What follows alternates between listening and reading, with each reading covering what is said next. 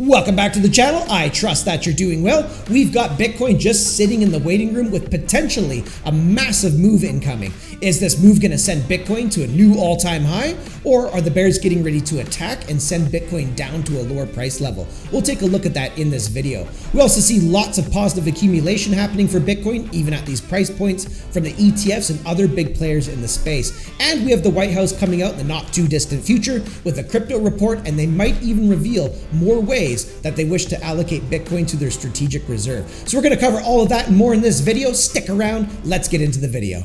We are seeing quite a bit of red across the altcoin sector once again, with some of the bigger losers of today being TON down 5%. We have WIF down 4.7%. Got Pengu down 6.9% and JTO down 5.3%. There is more green than usual though. We see Saros up 7.3%. You can see Stellar Lumens eking out 2.4%. XRP squeezing out 2.4%, and we have T up here up 3.3%. So a little bit more green mixed in with the red, but still a pretty bloody day across the alt sector, at least at the time of making this video. Moving along to the crypto fear and greed index, we see that it is still in the neutral zone. It was at a 55 read the last time we looked at it, currently down to a 52. Again, this thing has plenty of room to run either way. So if the bulls are able to push the price action higher for the crypto market, for Bitcoin, then the sentiment has some room to run to the upside before it becomes overheated. If the bears take over and we see some selling come into the market suddenly, again, this has some room to run to the downside, getting it into that fearful zone. So basically, we're just in the waiting room as far as sentiment is concerned.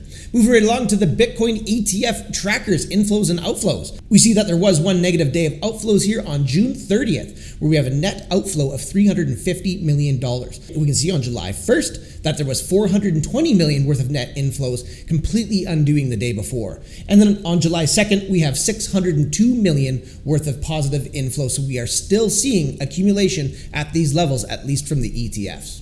And moving right along to our first post of the day, we've got Cointelegraph saying that Semler Scientific acquires 187 more Bitcoin for 20 million, increasing its total holdings to 4,636 BTC. No small bag indeed. So more accumulation happening from Semler Scientific. Moving right along to Whale Insider, just in. White House trade advisor Navarro says Powell's decision to hold interest rates is causing significant harm. And if we jump over to the CME Group FedWatch tool, we can see the next FOMC meeting is in 23 days. If we look at this chart down below, we can see currently that there's a 95% chance that the interest rate will remain unchanged. And I do tend to agree with that. I think Q3. Now, with that being said, markets typically like to price these kinds of things in ahead of time. So if Powell came out for whatever reason and said he was lowering the interest rate when everyone expects that he's not going to be doing that, that would be catching a lot of traders with their pants down. And that could lead to a bullish response across all markets sooner than later. Maybe not necessarily right away or the next day, but perhaps sooner than say end of Q3, Q4. So that's worth paying attention to. If Powell comes out, drops that interest rate suddenly, then maybe we get a bullish response sooner than later.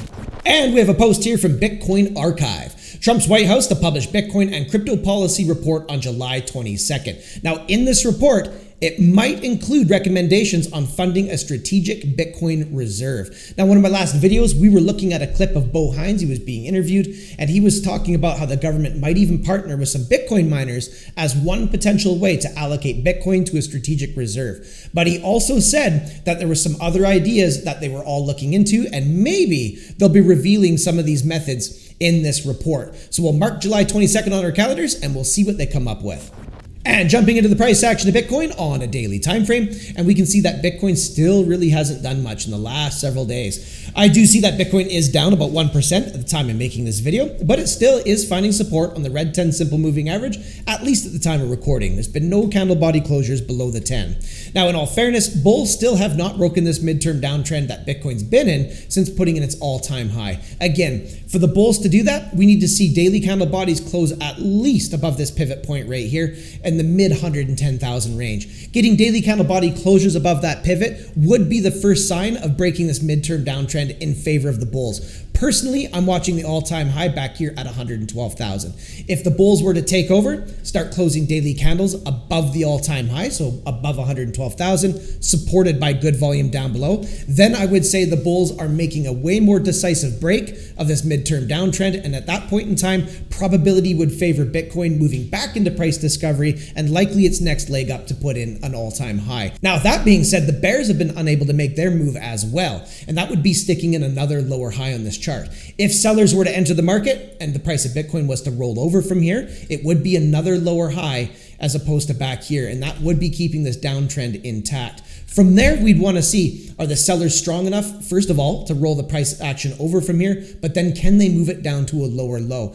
If the sellers are able to do that, then this midterm downtrend would still be well intact. But as it sits right now, Bitcoin is literally just sitting in the waiting room, and we're waiting for the bulls to either make their move, which would be at the very least a break of this all-time high here, or can the bears step in and stick in a lower high, keeping this downtrend intact. So Bitcoin just kind of drifting sideways, sitting in the waiting room, and for right now, I'm just waiting on a confirmation. Do the bulls step in and start meeting some of those conditions to the upside, or do the bears remain in control of this chart? So there you have it, ladies and gentlemen. That does it for this one. So what are your thoughts? Do you think the bears are going to remain in control of Bitcoin, at least for the time being, or do you think the bulls have it in them to make their move to the upside? It does seem like a big move could be on the way. So let me know. Do you think that big move comes to the downside, or do you think it comes to the upside? Let me know in the comment section down below. Thanks so much for coming by and checking out this video. Looking forward to seeing you in the next one, and until I do, have yourself a powerful day.